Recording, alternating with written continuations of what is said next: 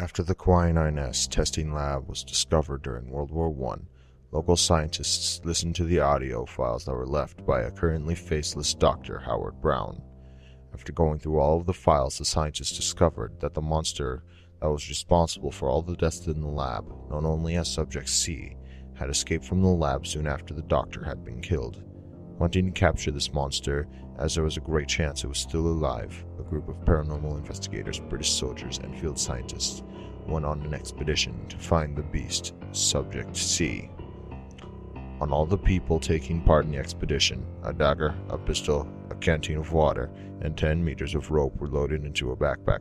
One of the field scientists, Daniel Grand, kept a field journal of events along the trip. If you are finding this journal, then chances are the expedition to find Subject C was a success, and this journal may be in a museum, but I'm getting ahead of myself. My name is Daniel Granda, and I'm a field scientist among those chosen to take part on the expedition to find Subject C. The beast escaped from a medicine testing lab many years ago. One of the paranormal investigators, Dr. Yurik Sigalov, has tracked its movements down to a singular location, the Tibrodden Wood Pine Forest in Ireland. As I write this, we are taking military planes to the forest. We plan to split into 2 groups, each with 3 field scientists, 2 paranormal investigators, and 5 soldiers. I am in Team Beta with Dr. Sigalov. Our group is to scour the southern end of the forest to find Subject C. Yesterday's expedition went considerably well, although it led us to almost nowhere in our entire 6-hour search. We did not catch a single glimpse of the beast. However, the day was not a complete loss.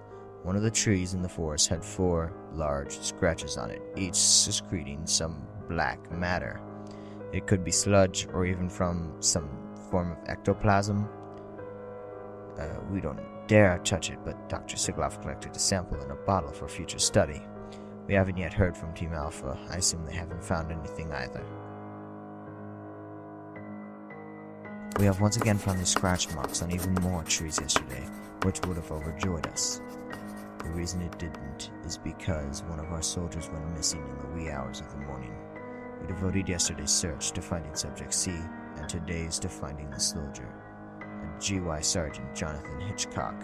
We were not pleased with what we had found. At about 17:30, we found a man-made clearing in the forest. The trees looked as if they had been freshly cut down and had the same substance on the scratched trees.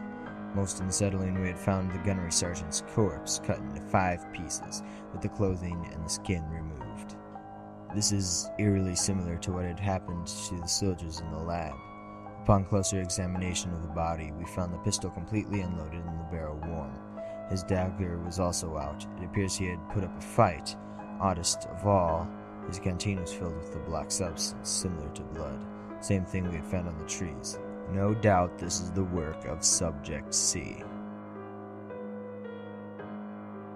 We lost 2 of them this time. One soldier whose name eludes me at the moment, and a paranormal investigator, Dr. Nathan Radley. His father was one of the soldiers who had supervised this quinine S testing project many years ago. We didn't inform him that it was the beast that had killed his father, only a bullet. This time, we found another clearing made by Subject C, this time with 2 corpses. The soldiers had almost untouched. His throat and wrists were slit by Nathan's dagger. It appears that soon after the beast attacked Nathan, as only his bloody dagger was taken out. His backpack was stolen and his clothing and skin were removed, unlike the soldier's corpse. Once again, the canteen was filled with the beast's blood, as I have come to naming the black cytoplasmic substance. There are only 4 of us left. The remaining soldiers were taken this time. We found another clearing made by the beast and 2 corpses in the same state as the soldier of yesterday. The third was in the usual condition, sliced into 5 pieces, clothing and skin removed, and canteen filled with beast blood. My guess was that one of the soldiers was made to kill another, and the 2 remaining were made to fight to the death. It's a wild guess, but Dr. Sigalov thinks I'm spot on. I was right. I was right. I was right. I was taken by Subject C today, along with the rest of Team Beta. Upon awaking, I was told by his stony voice, "Kill the doctor. Yurek must die first. He has something of mine." I complied, not wanting any trouble from the thing. Dr. Brown was absolutely right in his proportions. He was 3 meters tall and had 4 large claws. The dark aura note wasn't exaggerated either. I stabbed Dr. Sigalov in the temple. I assumed this would mean a quick death. I was correct. I don't think he even woke up. I was ordered to shoot the other 2 next, both of them in the stomach. Both of them in the stomach first, and then in the foot. This woke them both up, but strangely only after I'd fired the final bullet. Subject C then told them to fight to the death, and it forced me to watch. I listened, fearing death as my alternative. The battle was fairly quick, and they just pulled out their guns and shot each other. It appeared the beast was amused, and as he let me go, I will never see them again. My family, my friends.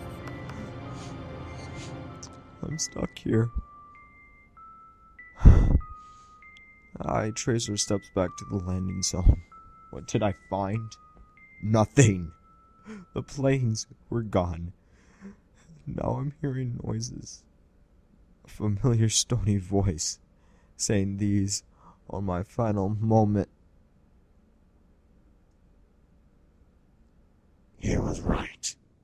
I don't prefer the name, but I am Subject C. At least, according to this fool's notes.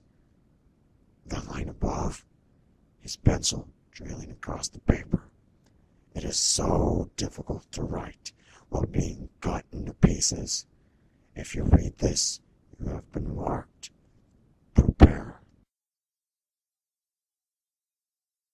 Years after the journal was written, a hiking couple found a small book partially buried in the ground with a messy "Do not open" scrawled across the front. The couple did not listen, and neither did the police officer that the book was given to. 3 days after the book was opened, after being uncovered, all 3 were found dead, with the bodies cut into 5 pieces, clothing and skin removed. Be warned.